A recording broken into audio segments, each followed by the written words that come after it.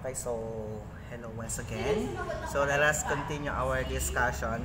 Kapag hindi mo pa napanood yung mga past discussion natin, you can watch the part 1 and the part 2 of the chapter 1 here in the Mathematics in the Modern World sa aking YouTube account. Tignan mo lang doon sa mababasa mo. So we are now in the part 3 video for our discussion in chapter 1, Mathematics in Our World.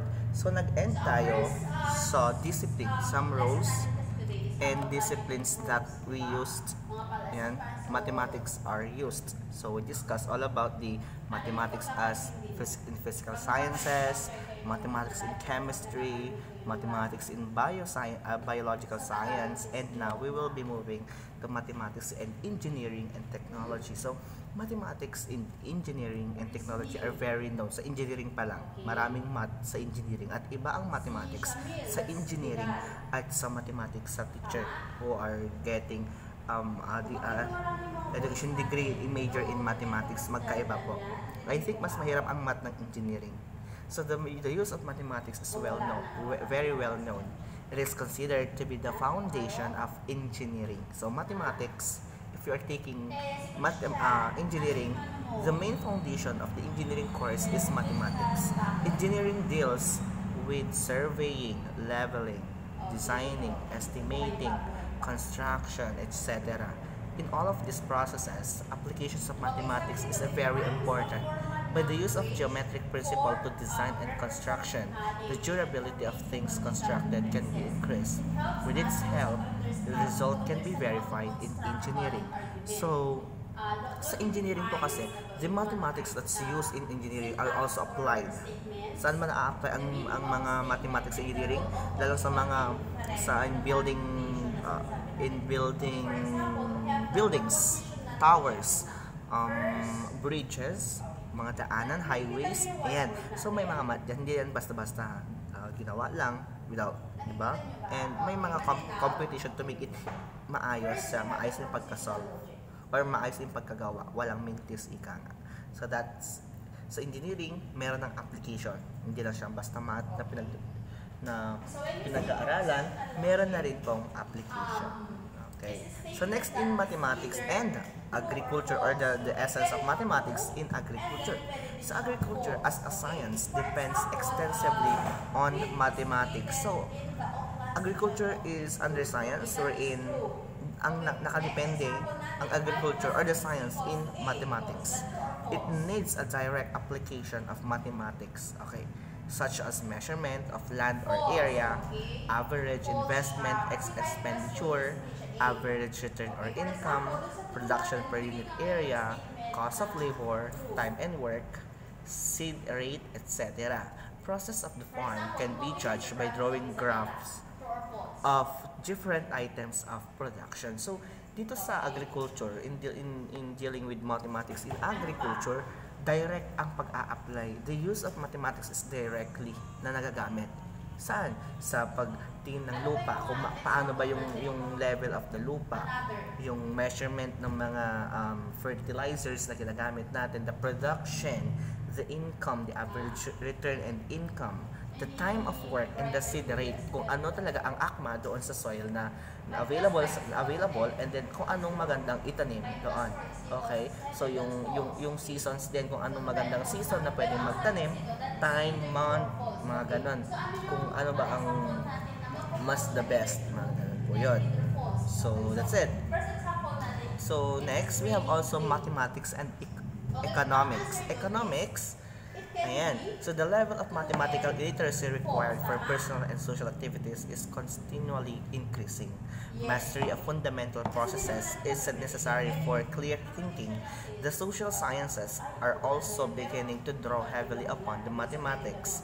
Mathematical language and methods are used frequently in describing economic phenomena.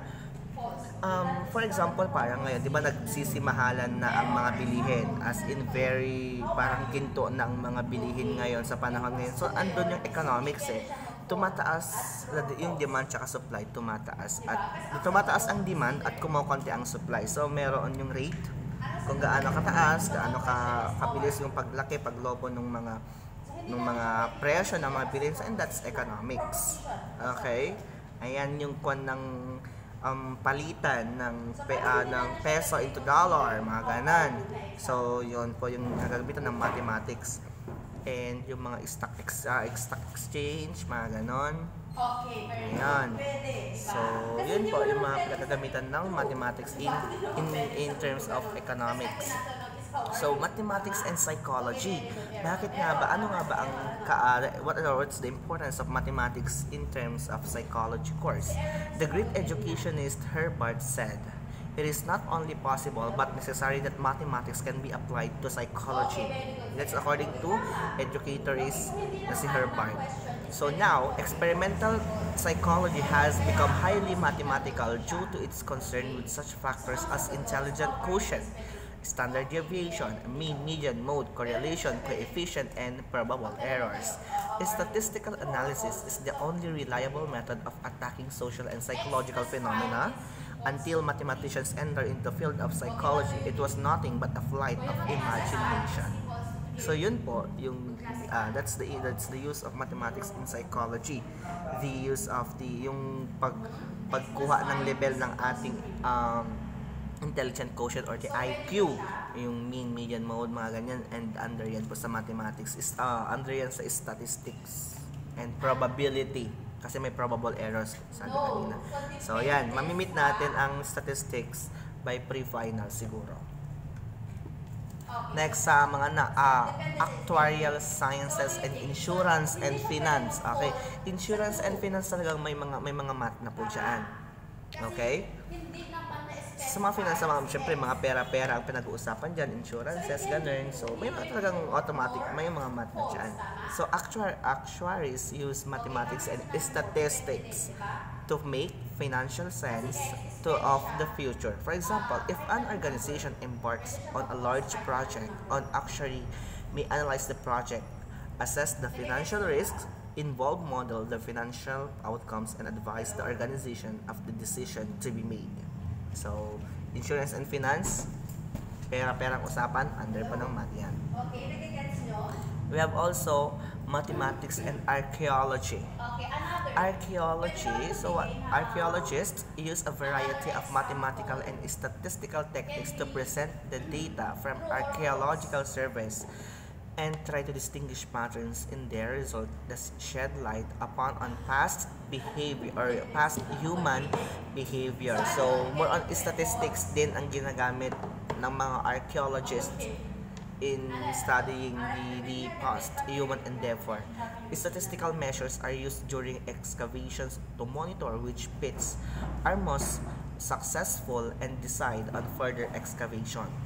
Finds are analyzed using statistical and numeral methods to spot patterns in the way the archaeological records changes over time and geographical within a site and across the country. Archaeologists also use statistics to test the reliability of their interpretation. So to cut the long story short, sa archaeology, ang mga archaeologists ginagamit pa ang statistics to have reliable interpretations doon sa ginagawa nilang study or experiments. Yan. Next, we have also mathematics and logic. Logic, talagang may math talaga ang logic. G. Alembert says, geometry is a practical logic because in it, rules of reasoning are applied in the simplest and sensible manner. Okay, that's according to Alembert. Yung geometry kasi, marami talagang dyan, logic. And kasi, sabi dito, rules of reasoning. Kasi, maraming rules. Meron nakalagay na states that, suppose triangle ABC triangle ABC has measure of let's say 45, 45, and 90 degrees. Now, find the side of line AB, line CD, AB, BC, and AC, mga ganon. So, andoon yung reasons and through logic, you need to solve all the sides para makuha mo yung bilang. Okay, since given naman na that's a special triangle, so you can use the Pythagorean theorem. Okay, huwag tayong nalayo pa doon. Okay, according to Pascal naman, sabi ni Paolo Pascal, logic has borrowed the rules of geometry. Ayan. The method of avoiding error is sought by everyone. The logicians profess to lead the way, the geometers alone reach it, and aside from their science, there is no true demonstration. That's according to Pascal. And according to C.J. Kaiser, symbolic logic is mathematics. Mathematics is symbolic logic. The symbol and methods used in the investigation of the foundation of mathematics can be transferred to the study of the logic. They help in the development and formulation of logical laws. Yan. So, logic, mostly mga geometry, mga ganun sa logic. Okay. Mathematics in music. Bakit kaya may mathematics in music? In case you don't know, si Pythagoras, before he come up with the Pythagorean theorem ni Pythagora, ay isa siyang sa music niya mostly nakuha yung mga ganyang technique. Sa music si Pythagoras, the famous one of the famous who discovered the Pythagorean theorem, the c square is equal to a square plus b square. Leibniz, the great mathematician, said, music is hidden exercise in arithmetic of a mind unconscious of dealing with numbers. Ayan, so sa utak natin. So Pythagoras said also, where harmony is, there are numbers. Okay? Kung saan ang harmony ay kung may harmony, may number. Calculations are the root of all the sort of advancement and in different disciplines. The rhythm that we find in all music notes is the result of innumerable permutations and combinations of subwar. Music theories often use mathematics to understand musical structure and communicate new ways of hearing music. So, nabanggit ka na yung permutation tsaka combination. So, sa math po talaga, math yan. Yan yung NCR, yung N na maliit, C na malaki, it's combination, and R, tapos yung exclamation point. Yun po yun. Sa combination naman, ano pa yung CR? C tapos exclamation point R. Ayan. So, di ba sa mga composers naman or yung mga ang tawag kasi sa mga nag-aayos ng mga lyrics or notes, ang ginagawa naman na before naman nabuo yung napakagandang song, they see to it na maayos yung synchronization ng mga notes. Ayan, kaya may mga numbers din yun. Okay, yung mga minutes, so saan ang magandang papasok yung ganito na harmony or yung rhythm, ganon. So, tingnan nila to make the song or to make the song or the masterpiece ng mga musicians na maganda, maayos. Okay. Diba doon pa nga lang sa mga musical yung mga symbols natin, yung 1/2 rest, mga ganon, note 3/4, 2/4, mga ganon. So, may mga numbers. So, this has led to musical application of set of theory. Ayan. Abstract algebra and number theory. Ayan, and there is abstract algebra and number theory, isa sa mga major subject namin when I was college. Music scholars have also used mathematics to understand musical scales, and some composers have incorporated the golden ratio and the Fibonacci numbers into their work. So, nagamit na naman sa music ang Fibonacci at saka golden ratio. Okay, mathematics in arts. What's the importance of mathematics in arts? Mathematics and art are just two different language that can be used to express the same ideas. Okay, mathematics and art is different language yan. Pero they express the same ideas. It is considered that the universe is written in the language of mathematics. Okay, di ba? The universe is written in the language of mathematics, and its characters are triangles, circles, and other geometric figures. Tama po yan. Before po nabuo yung mundo na ganito, iba syempre may mga nag-base, parang kumbaga naging foundation nila is yung mga geometric shapes natin. Yung kwan pa lang natin, yung Earth, our Mother Earth, di ba? Spiral siya, para siyang around a ball. A ball and a spear. Diba? Pero hindi siya spear na as in bilog na bilog. Okay. Spear. Sphere, yung bola. Spear nga. Spear. Spear nga. Yeah, spear.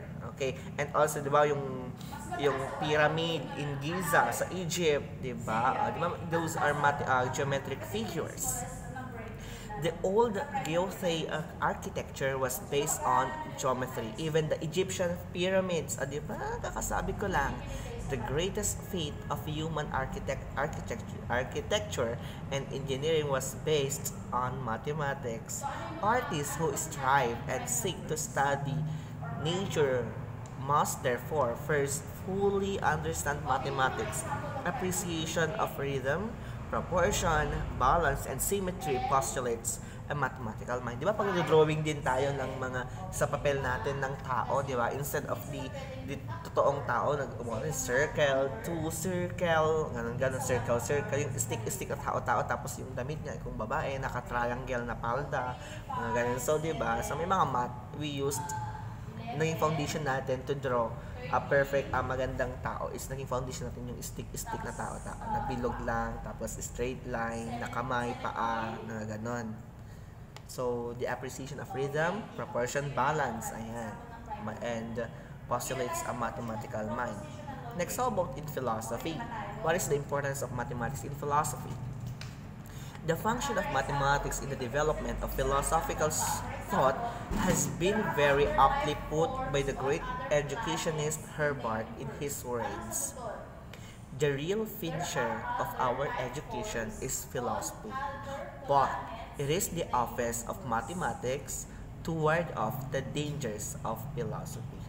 Mathematics occupies a central place between the natural philosophy and mental philosophy.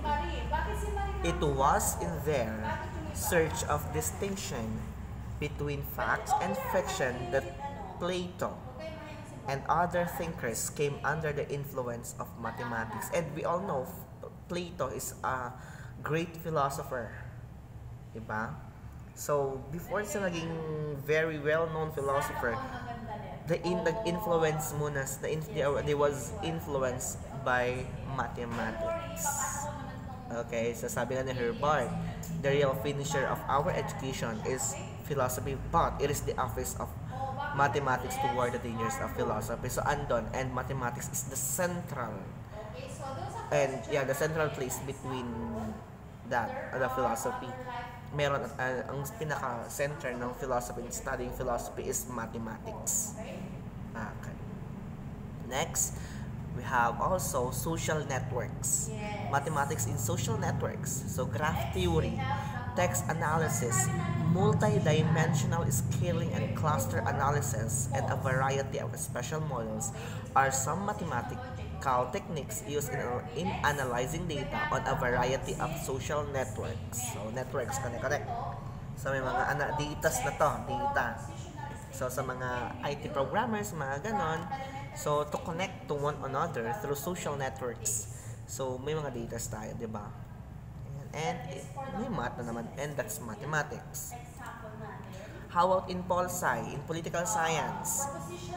In mathematical political science, we analyze past election results. Okay, political science, about politika, we are analyzing the election result to see changes in voting patterns and the influence of various factors on voting behavior, on switching of votes among political parties, and mathematical models for conflict resolution. Here, we make use of game theory. Oh, game theory. So nga naman, di ba?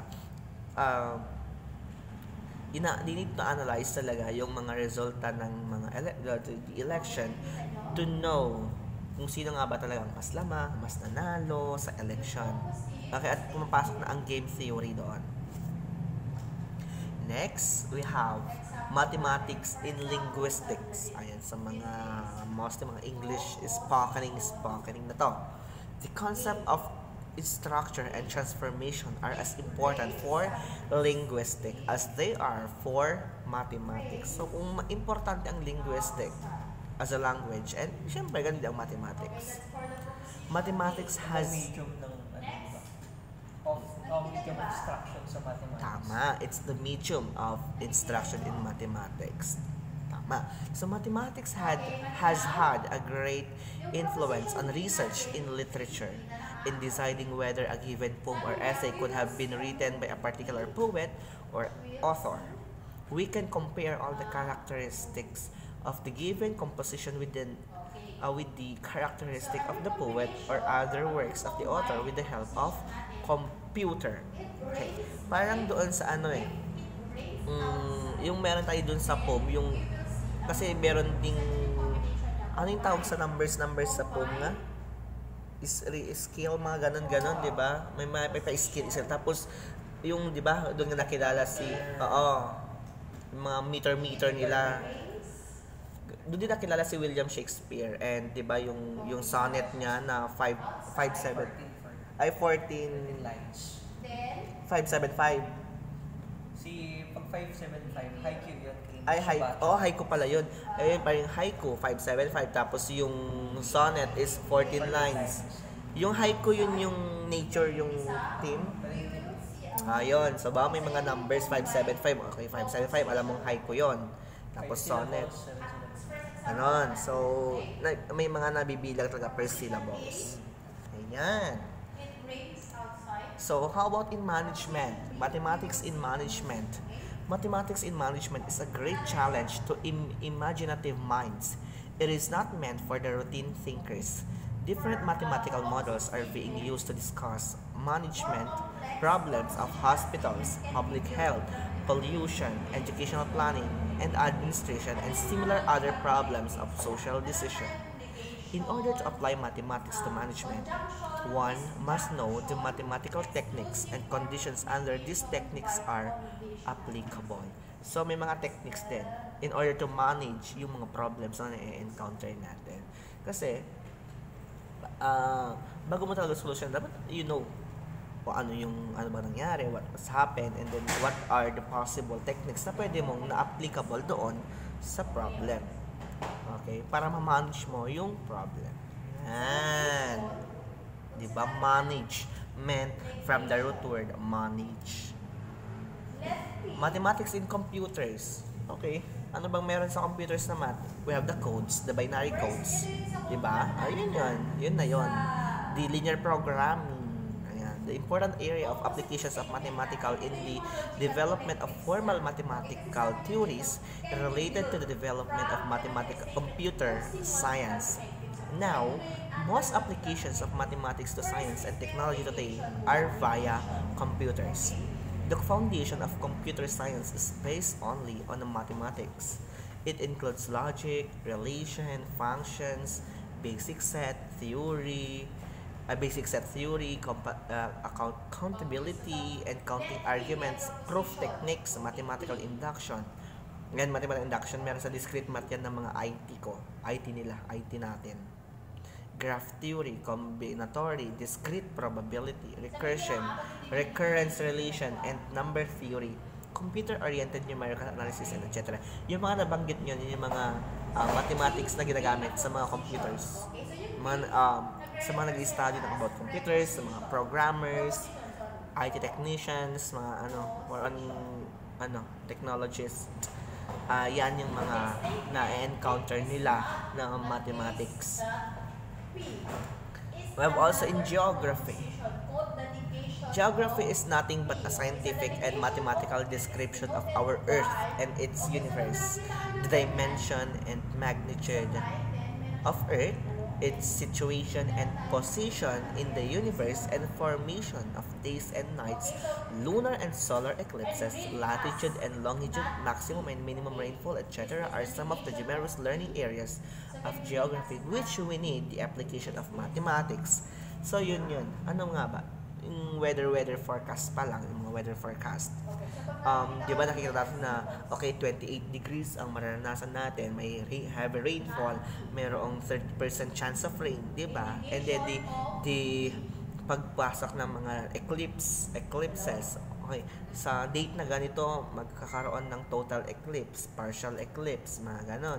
And then yung magnitude, kung may mga earthquake, mga magnitude 7.5, mga ganon. So doon nagagamit ang mathematics in geography. So, nasa negation Okay. na tayo.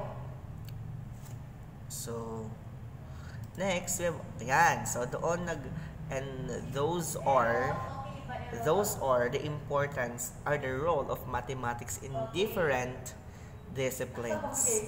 Ayan, so that ends our subtopic dito sa ating chapter 1, and isang subtopic na lang matapos na ang ating chapter 1. So, mabilis.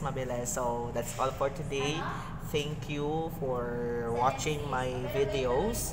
And if you don't yet subscribe, kindly subscribe na kayo para sa mga lessons or videos pa na ipopost ko dito sa aking YouTube. And share nyo na din, guys. Okay, and palike na din. And so, bye! See you again. See you again mamaya, or basta wait for my next video. Bye!